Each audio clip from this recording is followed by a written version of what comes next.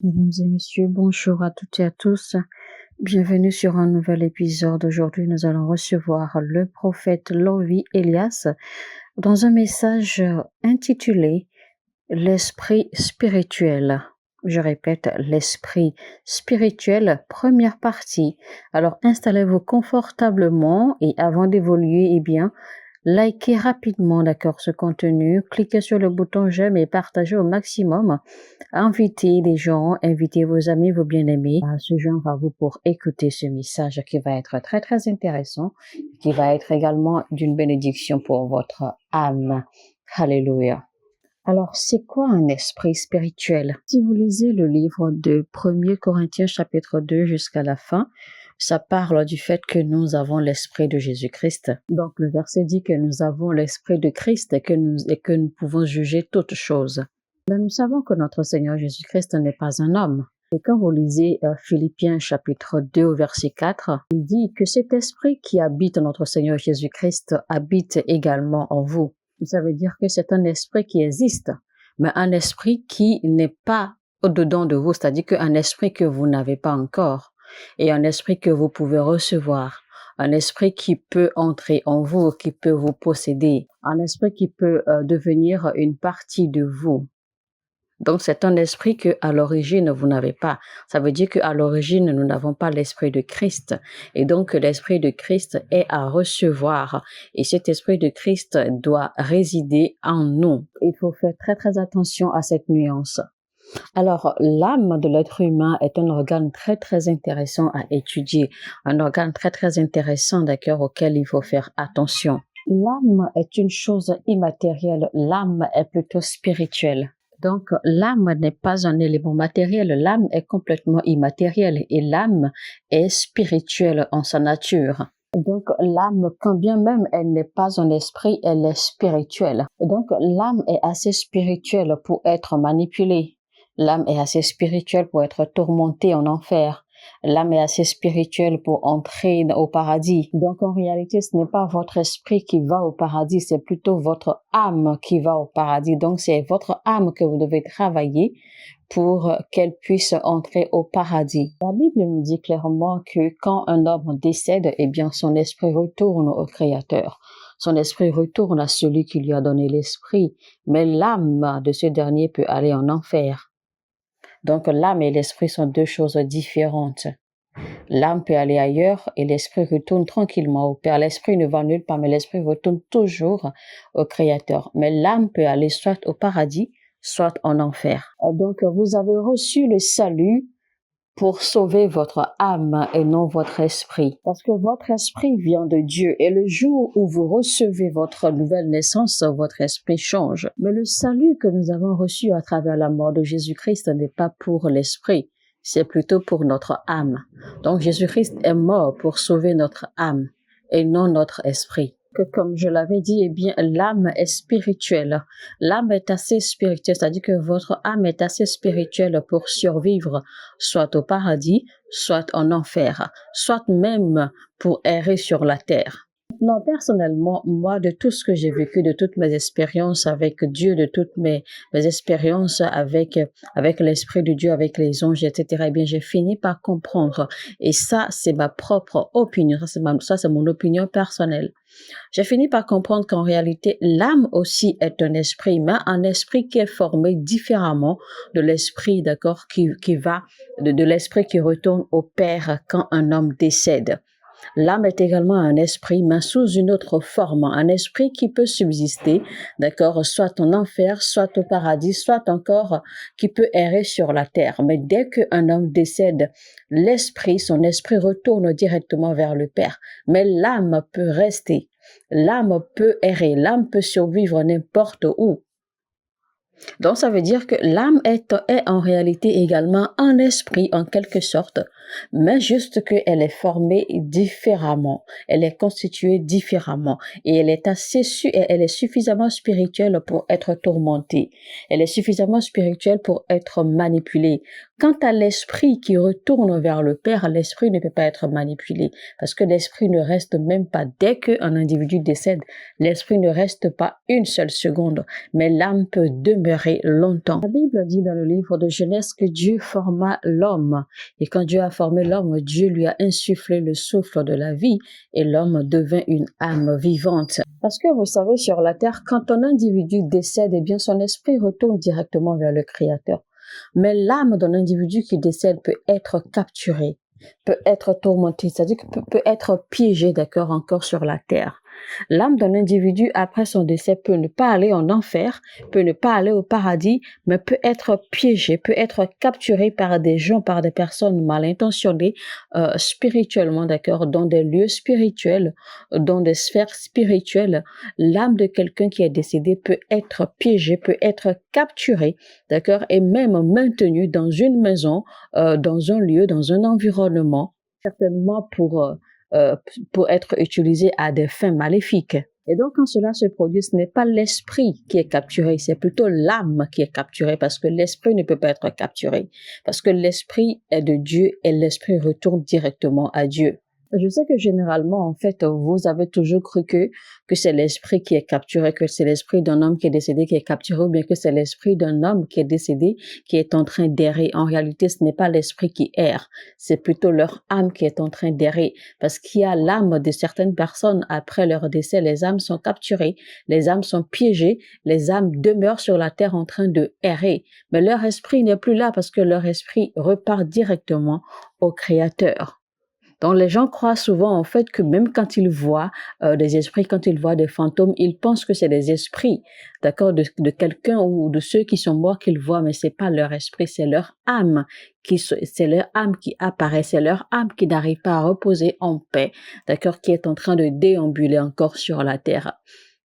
Mais quant à l'esprit, l'esprit est déjà reparti depuis longtemps au Créateur. Imaginez par exemple quand les disciples ont vu Jésus-Christ marcher sur les eaux pour avancer vers eux, ils ont pris peur parce qu'en fait, ils ont pensé que c'était un esprit ou que c'était un fantôme qu'ils voyaient. Et vous avez vu, ils se sont écrits, ils ont dit qu'ils pensaient que c'était un fantôme qu'ils voyaient. Et quand on parle de fantôme, en fait, on ne parle que, bon, en réalité, en général, d'accord, les gens parlent en fait de l'esprit de quelqu'un qui est décédé, que l'esprit de quelqu'un qui est décédé est en train de déambuler. Donc, les disciples ont dit en fait qu'ils pensaient qu'ils ont vu un esprit de mort, qu'ils ont vu un fantôme. Et c'est pour cela en fait qu'ils étaient effrayés parce qu'ils ne pensaient pas que c'était Jésus-Christ qui marchait sur les eaux. Donc, je me souviens encore une fois, quand un homme décède, l'esprit retourne immédiatement au Créateur. Mais ce qui demeure, c'est l'âme. Et comme je dis, l'âme peut déambuler, l'âme peut subsister en dehors de Dieu. C'est-à-dire que l'âme d'un être humain peut subsister, d'accord, indépendamment de Dieu. C'est pour cela que quand quelqu'un décède, l'âme peut soit aller en enfer, soit aller au paradis. Ce n'est pas un truc définitif, ce n'est pas un truc automatique. L'âme peut être également capturée, d'accord, sur la terre en train de déambuler. L'âme peut être capturée, piégée pour être utilisée à de mauvaises fins, à de fins diaboliques, etc. Vous savez, quand les gens meurent, l'on écrit généralement repose en paix. Mais quand on veut exprimer cela, en fait, qu'est-ce qu'on dit? On dit que ton âme repose en paix. C'est ce qu'on dit, d'accord, aux personnes qui sont décédées, que leur âme repose en paix. Pourquoi est-ce qu'on ne dit pas que son esprit repose en paix? Mais on dit que leur âme repose en paix. La Bible dit que Dieu a soufflé, d'accord, dans l'homme et l'homme est devenu une âme vivante. L'homme est devenu un être vivant. Ça veut dire que l'âme de l'homme, d'accord, possède en elle-même une substance pour subsister, une substance pour demeurer vivante, une substance pour survivre, d'accord, complètement en dehors de Dieu. Attention, l'âme n'est pas éternelle. L'âme ne survit pas éternellement, mais l'âme possède une substance pour vivre, pour subsister par elle-même en dehors de Dieu. Ça veut dire que votre esprit ne peut pas survivre en dehors de Dieu. C'est pour cela que l'on dit que tout homme qui n'a pas l'esprit de Christ ou qui n'est pas en Christ est un homme spirituellement mort. La Bible désigne ceux qui ne sont pas en Christ comme étant des gens spirituellement mort. Ça veut dire que quand vous n'avez pas l'Esprit de Dieu, que vous n'avez pas reçu l'Esprit de Christ, eh bien, votre esprit ne fonctionne pas. Alors, quand vous voyez, d'accord, les sorciers, les magiciens, ceux qui arrivent à opérer des voyages astraux, ceux qui arrivent, d'accord, à voyager dans le monde spirituel pour opérer des activités maléfiques, des activités démoniaques, des activités magiques, spirituelles, sorcelleriques, occultiques, etc., et etc., eh bien, ces gens n'opèrent pas avec leur esprit parce que rappelez-vous, l'esprit est donné par Dieu. Donc, on ne peut pas manipuler l'esprit parce que ça vient de Dieu. Et l'esprit ne peut pas vivre indépendamment de Dieu. Donc, on ne peut pas utiliser l'esprit, d'accord, contre la volonté de Dieu. Et donc, ces gens, en fait, n'opèrent pas avec leur esprit, mais ils opèrent avec leur âme.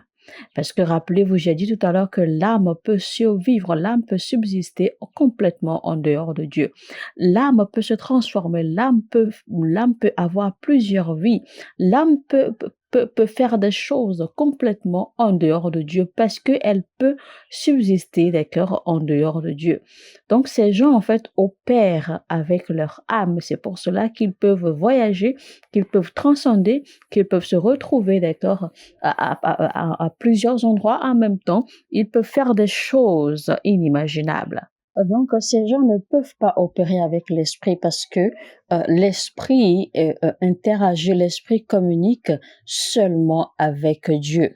C'est pour cela que ces gens, malgré leur capacité, malgré leur pouvoir, malgré leur puissance, malgré ce qu'ils sont en mesure de faire, eh bien, ils ne connaissent pas Dieu. Ils n'ont jamais rencontré Dieu. L'affection de la chair, c'est la mort. Tandis que l'affection de l'esprit, c'est la vie et la paix. Alors, dans ce verset, la Bible est en train de définir deux types d'esprit. Premièrement, la Bible nous souligne l'esprit charnel et ensuite l'esprit spirituel. Avoir un esprit spirituel et avoir un esprit charnel. Maintenant, nous savons que l'âme, d'accord, est composée de la volonté, des émotions, de l'esprit. À l'intérieur, nous avons la conscience et le subconscient. Alors, nous savons que les anges sont des êtres spirituels. Mais alors, si les anges sont effectivement des êtres spirituels, où se trouve leur esprit? Parce que la perception que les gens ont de l'âme, c'est que l'âme est composée de la volonté, de l'esprit et des émotions. Alors, si les anges sont des êtres spirituels, où se trouve leur esprit, leur volonté et leurs émotions? Parce que les anges n'ont pas d'âme comme nous en avons. Les anges étant des êtres spirituels, ils ont bel et bien en esprit une volonté et des émotions. Mais leur esprit ne vient pas d'une âme parce que les anges sont spirituels et donc ils ne possèdent pas d'âme comme nous possédons une âme. Mais l'on constate que les anges déchus et les âmes des hommes qui sont morts, les âmes qui sont condamnées à aller en enfer, en fait, eh bien, subissent les mêmes tourments, subissent les mêmes punitions. C'est-à-dire que les âmes des personnes décédées et que ces âmes, d'accord, sont condamnées en enfer, eh bien, ces âmes subissent les mêmes tourments, les mêmes punitions que les anges déchus, parce qu'on sait que l'enfer, en fait, a été fait pour le diable et ses anges. Donc, les anges déchus avec le diable, en fait, sont en enfer, ils sont en train de subir leur punition, ils sont en train de subir les tourments de l'enfer. Mais on constate dans le même temps que les âmes des êtres humains qui sont condamnés en enfer sont également en enfer et subissent les mêmes punitions, subissent les mêmes tourments que ces anges déchus, alors que les âmes des êtres humains ne sont pas spirituelles. Et les anges déchus sont des êtres spirituels. Mais comment se fait-il alors que les deux se retrouvent en enfer au même endroit et subissent les mêmes tourments? C'est pour cela que je vous dis que quand bien même l'âme n'est pas un esprit, eh bien l'âme est spirituelle. L'âme est simplement, d'accord, une reproduction, d'accord, d'un autre esprit, mais qui possède une différente fonctionnalité, qui possède une différente façon de vivre et d'opérer. Malgré que l'âme ne soit pas un esprit, l'âme est quand même spirituelle. Sinon, comment expliquer ou comment comprendre alors que, eh bien, des êtres spirituels, les anges, et l'âme d'un être humain peuvent subir la même punition, peuvent supporter les mêmes tourments, d'accord, des feux ou des flammes de l'enfer.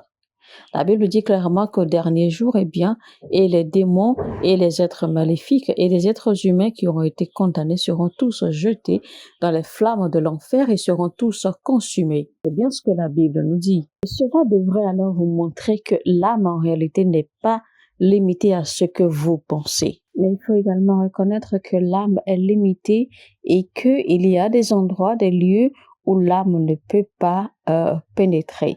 Parce qu'en fait, l'âme d'un être humain, après son décès, eh bien, est supposée, d'accord, devenir servant ou serviteur de quelqu'un. C'est-à-dire que l'âme est supposée être sous le contrôle de quelqu'un, soit sur la terre, soit en enfer ou au paradis. L'âme doit être au service de quelqu'un. Alors, Dieu dit qu'il connaît les pensées qu'il a pour nous. Alors, ça veut dire que si Dieu a des pensées, ça veut dire que Dieu a un esprit. Parce que si Dieu peut penser, c'est qu'il a un esprit. Donc, de son esprit, il peut penser. Mais Dieu ne génère pas ses pensées des cœurs de son âme, parce que Dieu n'est pas un être qui a une âme. Dieu est Dieu. Donc, Dieu a un esprit et il a des pensées. Donc, il a des pensées pour nous.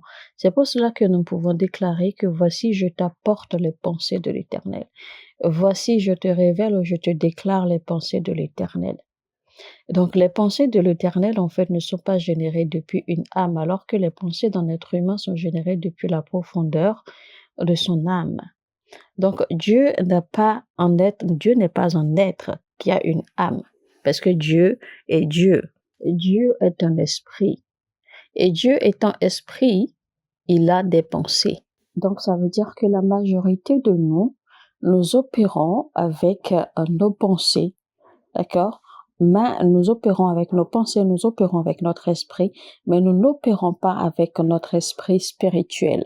La raison pour laquelle je peux prophétiser, moi, c'est parce que j'ai appris à utiliser mon esprit spirituel. La Bible dit, qui peut connaître les pensées d'un homme à part l'esprit d'un homme? Et la Bible dit également, qui peut connaître les pensées de Dieu si ce n'est l'esprit de Dieu? Alors, en tant que croyant, si votre esprit est vivant et que vous savez comment utiliser votre esprit, eh bien, vous connaîtrez aisément les pensées de l'Éternel. Parce que la prophétie, c'est simplement connaître les pensées de Dieu concernant quelqu'un ou concernant une chose. Donc, si vous savez vraiment utiliser votre esprit spirituel, vous saurez discerner les pensées, d'accord, les plans de Dieu ou la volonté de Dieu ou les paroles de Dieu pour quelqu'un. Alors, vous voyez maintenant, la Bible dit que avoir un esprit charnel, c'est la mort. Mais avoir un esprit spirituel, c'est la vie et la paix. Donc, ça veut dire que chaque fois que vous n'avez pas de paix, c'est que vous êtes charnel. Chaque fois que les choses vont mal ou les choses meurent autour de vous dans votre vie, c'est que à ce moment-là, vous êtes charnel, vous n'êtes plus spirituel. Croire en notre Seigneur Jésus-Christ ne vous rend pas spirituel. Du tout pas. Jacques, le frère de notre Seigneur Jésus-Christ, l'a dit clairement. Il a dit, vous croyez en Dieu et vous avez la crainte de Dieu, oui, c'est bon, c'est une bonne chose. Mais n'oubliez pas, même les démons et les mauvais esprits craignent Dieu. Même les démons et les mauvais esprits croient en Dieu et ils tremblent devant sa présence. Ça veut dire que le fait de croire seulement en Dieu ne vous rendra pas spirituel. Le fait de croire seulement en Jésus-Christ ne fait pas de vous un être spirituel. Parce que même le diable sait et reconnaît qu'il y a un et un seul Dieu. Les démons savent et ils reconnaissent qu'il y a un seul Dieu. Et les démons ne sont pas confus. Les démons ne disent pas qu'il y a plusieurs dieux. Ils savent très bien. Ils reconnaissent qu'il n'existe qu'un et un seul Dieu, qui est Elohim. Alors, ce qui vous donne la vie, ce n'est pas la prière. La prière est complètement inutile si vous n'arrivez pas à utiliser votre esprit spirituel. Imaginez un peu ce que la Bible dit des pensées de l'homme. La Bible dit clairement qu'un homme est ce qu'il pense. C'est-à-dire que les pensées de l'homme se reflètent à travers lui. Ce qu'un homme pense, c'est ce qu'il est.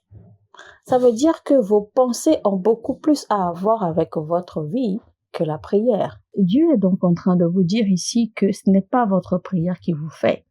C'est-à-dire que vous n'êtes pas la prière que vous faites, mais vous êtes plutôt ce que vous pensez. Un homme possède 3 pensées ou 3 esprits.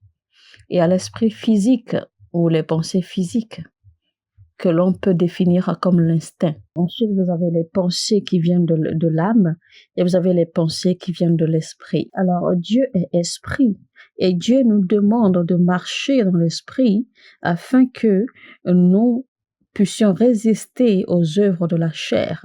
Marchez dans l'esprit et vous n'allez pas accomplir les volontés ou les désirs de la chair. Mais la question demeure celle-ci. Comment donc marcher en esprit? Ça, c'est la vraie question. Comment est-ce que nous allons marcher en esprit? Mesdames et messieurs, nous allons nous en arrêter là pour cette première partie de notre message.